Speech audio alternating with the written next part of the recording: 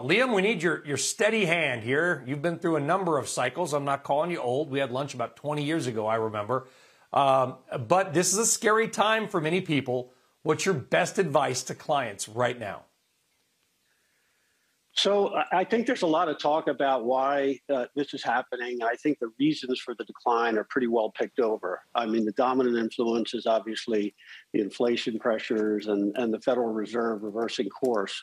But I think, a plan of action is probably the most important thing for investors to have now because, we went through a very extended period of time where conditions were very different. And as a result, it sets up a bit of a recency bias where people feel like they're constantly searching for where's the bottom.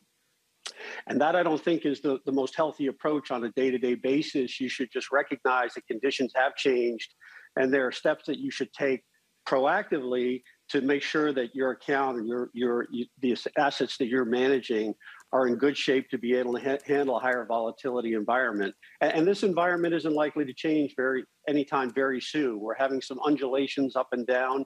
That's a lot of that has to do with the structure of the market. We've got people who recognize what's happening. There's a lot of hedging going on. There's a lot of short selling going on. And it's building up imbalances in the market. We're having these big bounces like we had January, February, March, and now we have this bigger leg down in May. So I think overall, it's just important to have a plan to get your account in a position where it'll be better able to handle the volatility, number one, and you'll have a good cash reserve to own shares when the thing finally does stabilize.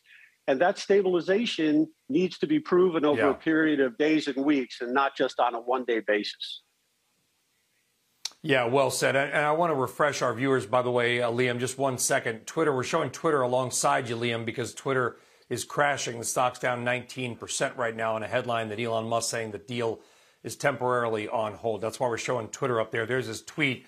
I guess he's upset about the fact that there's not more spam accounts, sort of unclear what he's referring to.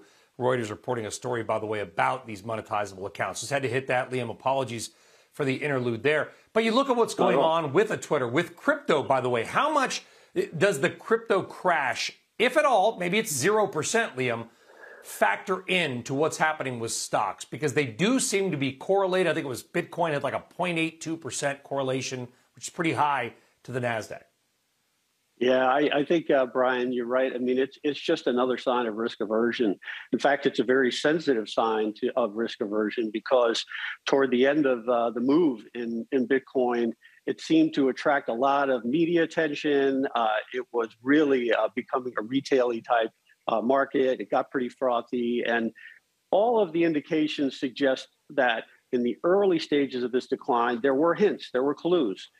We saw it obviously in the high growth stocks. They took the charge on the downside.